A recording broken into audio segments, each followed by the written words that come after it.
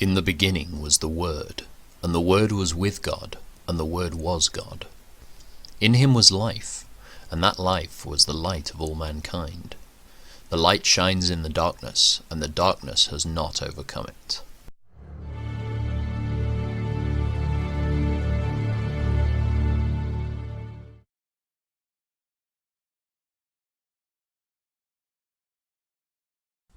When Rachel saw that she wasn't having any children for Jacob, she became jealous of her sister. She pleaded with Jacob, "Give me children or I'll die." Then Jacob became furious with Rachel. "Am I God?" he asked. "He's the one who has kept you from having children."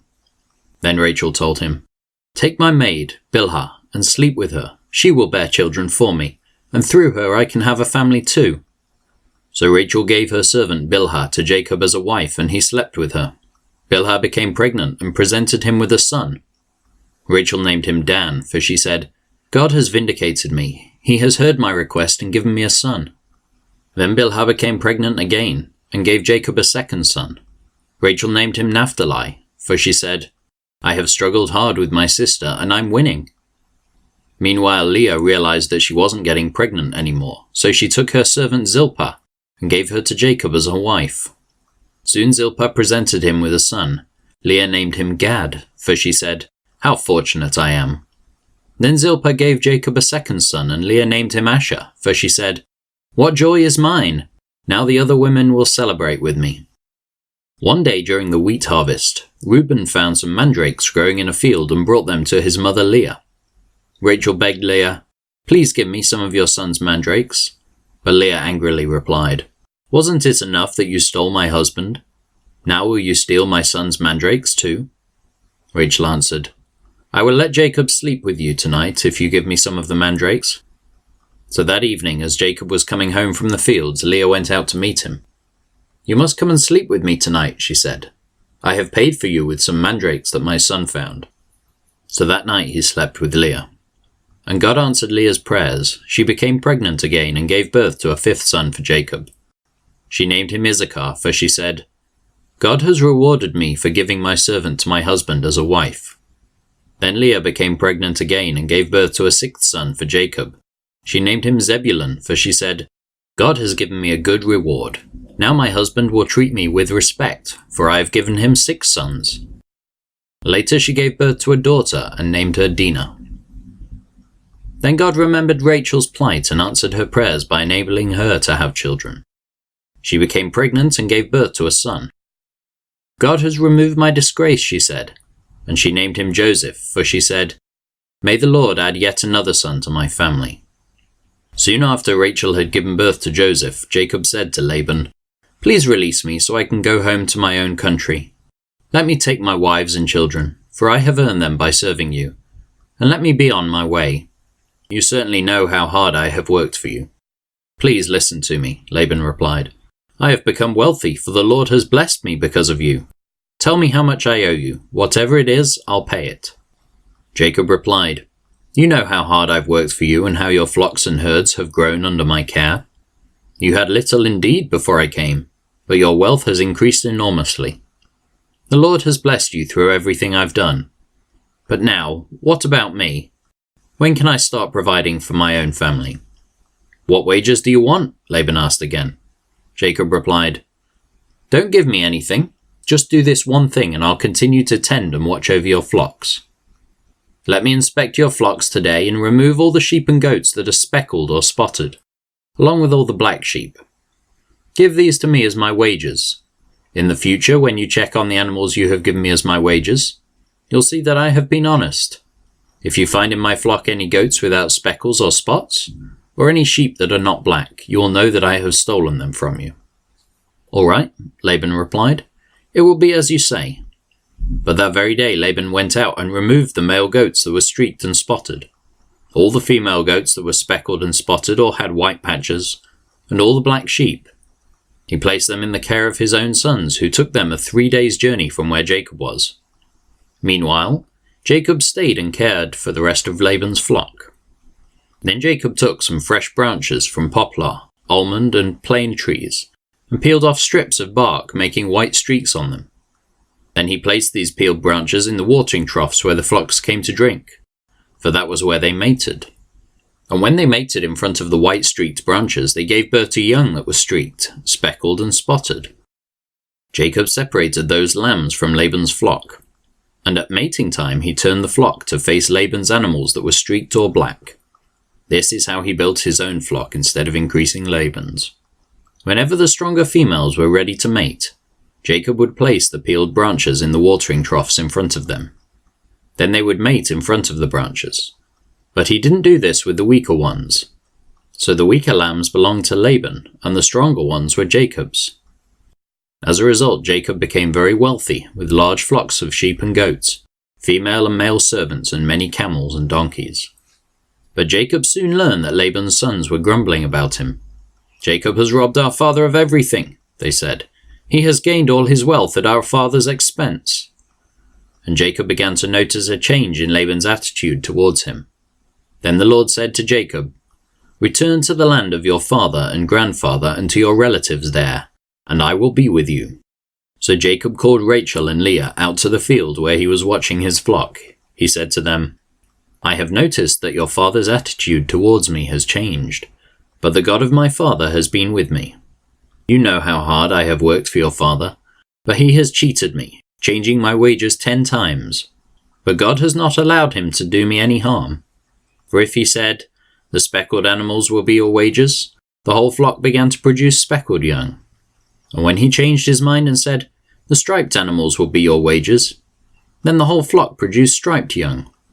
In this way God has taken your father's animals and given them to me. One time during the mating season I had a dream and saw that the male goats mating with the females were streaked, speckled, and spotted. Then in my dream the angel of God said to me, 'Jacob.'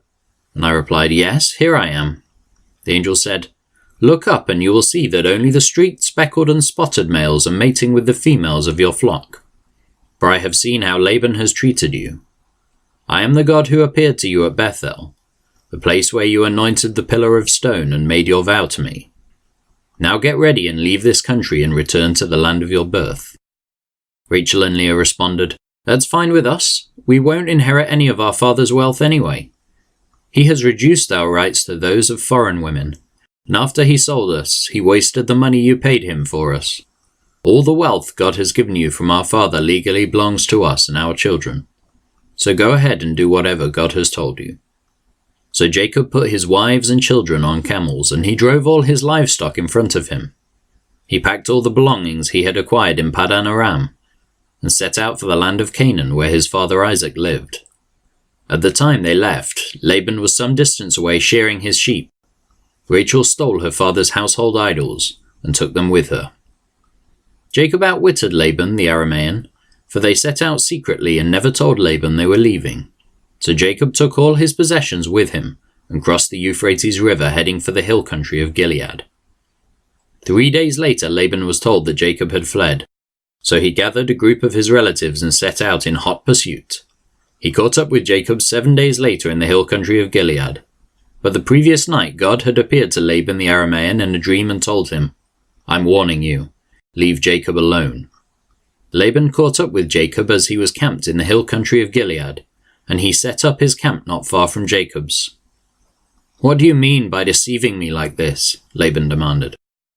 "How dare you drag my daughters away like prisoners of war?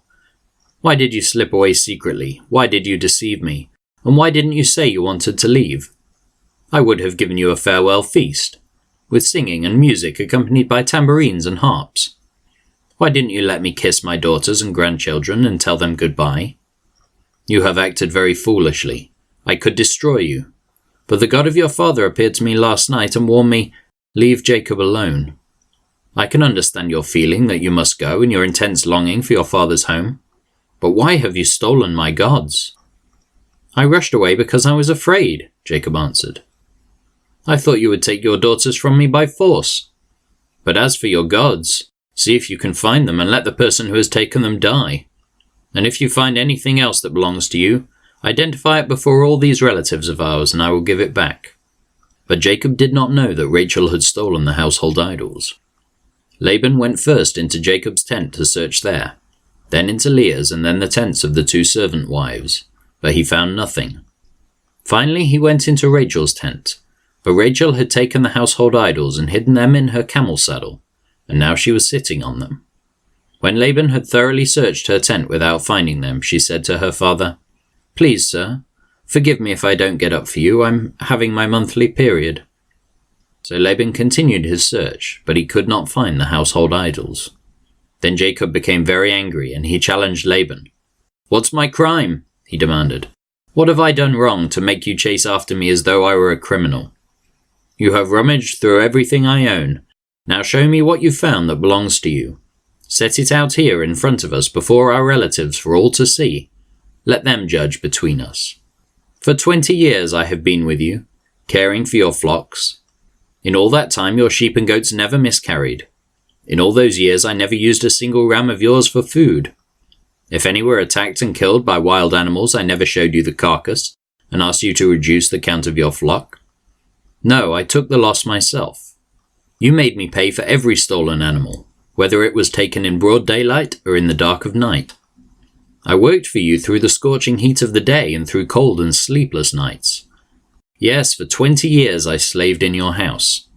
I worked for 14 years earning your 2 daughters, and then 6 more years for your flock, and you changed my wages 10 times. In fact, if the God of my father had not been on my side, the God of Abraham and the fearsome God of Isaac, you would have sent me away empty-handed.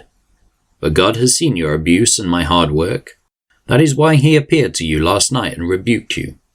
Then Laban replied to Jacob, "These women are my daughters, these children are my grandchildren, and these flocks are my flocks. In fact, everything you see is mine. But what can I do now about my daughters and their children? So come, let's make a covenant, you and I, and it will be a witness to our commitment." So Jacob took a stone and set it up as a monument. Then he told his family members, "Gather some stones." So they gathered stones and piled them in a heap. Then Jacob and Laban sat down beside the pile of stones to eat a covenant meal. To commemorate the event, Laban called the place Jegar Sahadutha, which means witness pile in Aramaic, and Jacob called it Galeed, which means witness pile in Hebrew. Then Laban declared, "This pile of stones will stand as a witness to remind us of the covenant we have made today." This explains why it was called Galeed, witness pile, but it was also called Mizpah, which means watchtower, for Laban said, "May the Lord keep watch between us, to make sure that we keep this covenant when we are out of each other's sight. If you mistreat my daughters, or if you marry other wives, God will see it even if no one else does. He is a witness to this covenant between us. See this pile of stones?" Laban continued, "and see this monument I have set between us. They stand between us as witnesses of our vows. I will never pass this pile of stones to harm you, and you must never pass these stones or this monument to harm me. I call on the God of our ancestors, the God of your grandfather Abraham and the God of my grandfather Nahor, to serve as a judge between us." So Jacob took an oath before the fearsome God of his father Isaac to respect the boundary line. Then Jacob offered a sacrifice to God there on the mountain and invited everyone to a covenant feast. After they had eaten, they spent the night on the mountain. Laban got up early the next morning, and he kissed his grandchildren and his daughters and blessed them. Then he left and returned home. If you enjoyed today's video, please remember to share, comment, and subscribe. And if you want to hear more of God's Word every day, don't forget to hit the notification bell.